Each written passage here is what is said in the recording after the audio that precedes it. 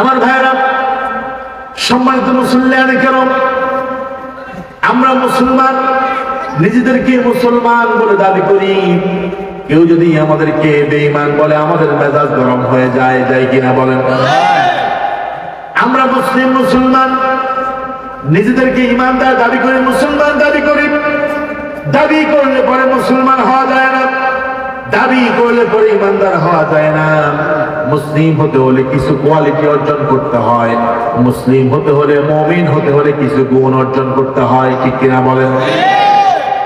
রাস্তার পাশের জমি আরেকজনের জমি, আপনি যদি বলেন এটা আমার জমি, তাহলে আদালত বলবে তোমার জমি, তুমি দলিল বের করো, এভিডেন্স দেখাও তোমার দলিল। এটা তুমি দলিল দেখাতে পারলে বুঝা যাবে জমির মালিক তুমি, ঠিক কিনা?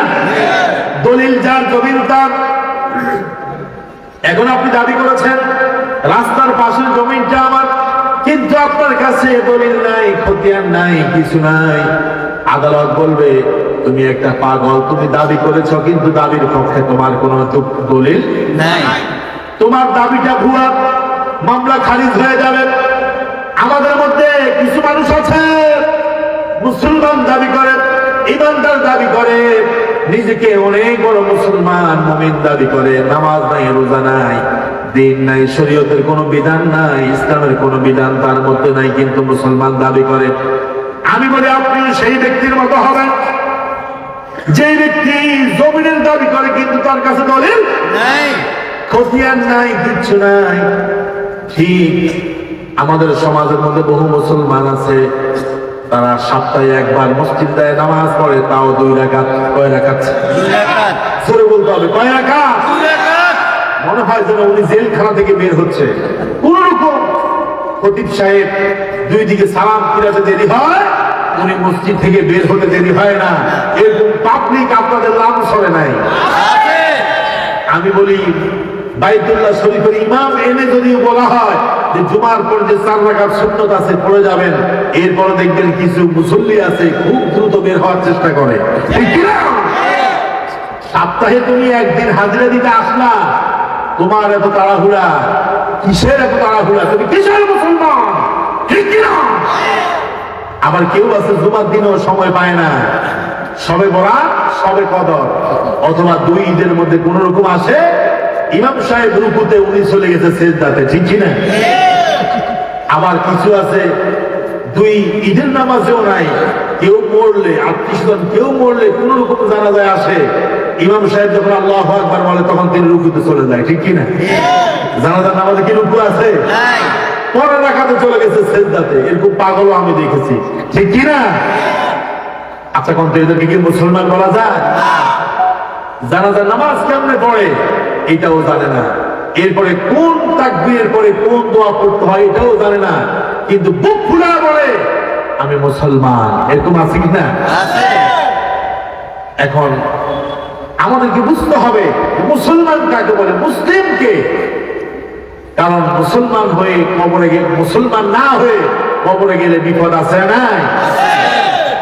আল্লাহ রাব্বুল আলামিন বলছেন, ইয়া আইয়ুহাল্লাযীনা আমানু তাকুল্লাহা হাক্কা তুকাতিহি ওয়া লা তামুতুন্না ইল্লা ওয়া আনতুম মুসলিমুন। জোরে বলুন আল্লাহু আকবার। খুব খেয়াল করে শুনেন, আল্লাহ রাব্বুল আলামিন বলছেন, ইয়া আইয়ুহাল্লাযীনা আমানু, হে ঈমানদারেরা, হে বিশ্বাসীরা, তোমরা আল্লাহকে ভয় করার মতো ভয় করো, ওয়ালা তামুতুন্না ইল্লা ওয়া আনতুম মুসলিমুন, আর তোমরা মুসলমান না হয়ে মৃত্যুবরণ করো না। তার মানে হলো কালেমা পড়লে মুসলমান হওয়া যায় না, ঠিক কিনা? কালেমা পড়লে আপনি মুমিন হলেন, কালেমাওয়ালা হলেন, কিন্তু মুসলমান হতে হলে ইসলামের সব বিধানগুলো আপনাকে সঠিকভাবে মানতে হবে, ঠিক কিনা?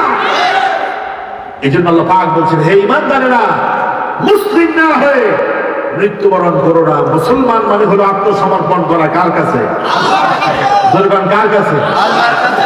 এখন আপনি মুসলমান দাবি করেন যে আমি আল্লাহর কাছে আত্মসমর্পণ করেছি, কিন্তু আপনি সপ্তাহে নামাজ পড়েন একবার, তাও 2 রাকাত, এরপরে আর কোন সপ্তাহে আর কোন নামাজ নাই, আপনি কি মুসলমান হতে পেরেছেন? আল্লাহ পাক বলেছেন নামাজ আদায় করো, আর নবীজি বলেছেন দৈনিক নামাজ হচ্ছে খামসু সালাওয়াতিন, প্রতিদিন নামাজ হচ্ছে 5 বার। কয়বার? 5 বার। আপনি পড়তেছেন একবার। আচ্ছা, কোন আপনি কি আল্লাহর কথা মানছেন? না। দুই একজন বলছে আপনি কি মানছেন কথা? মানেন নাই। পরিপূর্ণভাবে মুসলিম হতে হবে, নামকা অবস্থায় মুসলমান হলে হবে না। কিছু মুসলমান আছে যেটা তার জন্য সুবিধাজনক সেটা মানে, আর তার জন্য যেটা কষ্টকর সেটা মানতে চায় না, ঠিক কিনা? আচ্ছা, কত নামাজ ফরজ করেছে কে? আল্লাহ। আর জোরে বলতে হবে, নামাজ ফরজ করেছে কে? আল্লাহ। জিহাদ ফরজ করেছে কে? আল্লাহ। নামাজ যে আল্লাহ ফরজ করেছে, জিহাদও সেই আল্লাহ ফরজ করেছে, ঠিক কিনা? এখন কিছু মুনাফিক আছে নামাজ ফরজ, নামাজের কথা বললে খুশি, যদি বলি যে জিহাদ করতে হবে, আল্লাহর পথে সংগ্রাম করতে হবে, প্রয়োজনে জান দিতে হবে, তখন ওই মুনাফিকরা বলে উনি জঙ্গি, ঠিক কিনা? উনি জঙ্গি, আলবদর, রাজাকার, ঠিক না? বল, তাহলে তুমি তো মুসলমান হতে পারলে না, তুমি সুবিধাবাদ, জিন্দাবাদ, তুমি হচ্ছ মুনাফিক, তুমি একটা মানো আরেকটা মানো না, তুমি মুসলমান হতে পারলে না, ঠিক কিনা? যে আল্লাহ বলেছেন নাকিমুস সালাহ, নামাজ কায়েম করো, সে আল্লাহ বলেছেন না নাকিমুদ্দিন, দিন কায়েম করো। এখন আমরা যদি বলি দিন কায়েম করতে হবে, ইসলাম প্রতিষ্ঠা করতে হবে, তন্ত্র মন্ত্র মানি না, ডক্টর কামালের সংবিধান মানি না, এই কোরআনকে সংবিধান বানাতে হবে, দিন কায়েম করতে হবে, ইসলাম প্রতিষ্ঠা করতে হবে, তখন এক শ্রেণীর নামধারী মুনাফিক আছে, তাদের মেজাজটা গরম হয়ে যায়। আপনাদের এদিকে তো নাই, আছে কিনা? যে আল্লাহ বলেছেন আকিমুস সালাত, নামাজ কায়েম করো, সেই আল্লাহই তো কোরআনে বলেছেন না নাকিমুদ্দিন, দিন প্রতিষ্ঠা করো। দিন প্রতিষ্ঠা হয়ে গেলে দুর্নীতি থাকবে না, সুদ থাকবে না, চাঁদাবাজি থাকবে না, ঠিক কিনা? কর এখন চাঁদাবাজ দ্বারা, চাঁদাবাজ দ্বারা, দুর্নীতিগ্রস্ত যারা, দুর্নীতিতে চ্যাম্পিয়ন হয়েছে যারা, ওরা চিন্তা করে এই জমিনে যদি ইসলাম কায়েম হয়ে যায়, কোরআন যদি সংসদে চলে যায়, সংসদে যদি কোরআন চলে যায়, কোরআন দিয়ে যদি সংসদ চলে, তাহলে আমি তো চাঁদা করতে পারবো না, চাঁদাবাজি করতে না পারলে, দান্দাবাজি করতে না পারলে আমার তো প্যাস চলবে না, চুরি করলে হাত কাটা যাবে, চুরি করতে পারবো না, দান্দাবাজি করতে পারবো না। এই জন্য রাষ্ট্রের মধ্যে ইসলামও দরকার নাই, আছে নাকি নাই? ভাই আমার সাথে কথা না বললে হচ্ছে না, দুজন বলেন আছে কি না? আছে, আছে মানে বহু আছে। ইদানিং এমন এমন মানুষকে দেখতেছি তাদের ঈমান নিয়ে সন্দেহ হয়, আহা নাউযুবিল্লাহ মিন যালিক, ইসলামের কথা শুনলেই ওদের মাথা খারাপ হয়ে যায়, ঠিক না? মানে ইসলাম বললেই ওরা বাংলাদেশের একটা দলকে বুঝায়, কথা বলছেন নাই?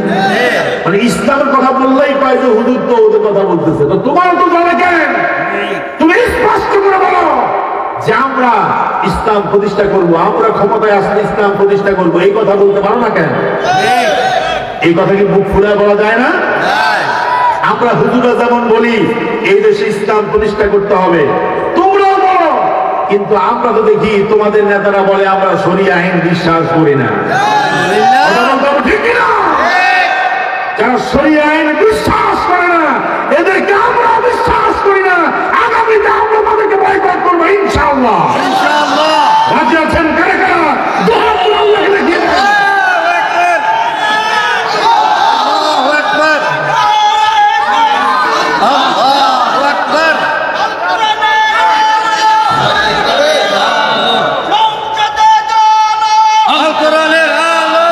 ইসলাম আছে যেখানে আমরা আছি, কোরআন আছে যেখানে আমরা আছি, ইসলাম ছাড়া কোনো গতি নাই, ইসলাম ছাড়া অন্য কোন মত আমরা মানি না, ঠিক কিনা? যারা বলবে আমরা শরিয়া আইনে বিশ্বাস করি না, আমরা বলি তোমাদেরকেও আমরা বিশ্বাস করি না, ঠিক কিনা? এই জাতি এখন আর বোকা না, এই জাতি এখন সজাগ হয়েছে, বহু দেখেছে। এবার জনগণ কোরআন দেখবে, কোরআনের পার্লামেন্ট দেখবে, ঠিক কিনা? ইসলাম ওয়ালাদেরকে দেখবে, কারণ ইসলামের কাছেই এদেশের মানুষ নিরাপদ, ঠিক কিনা?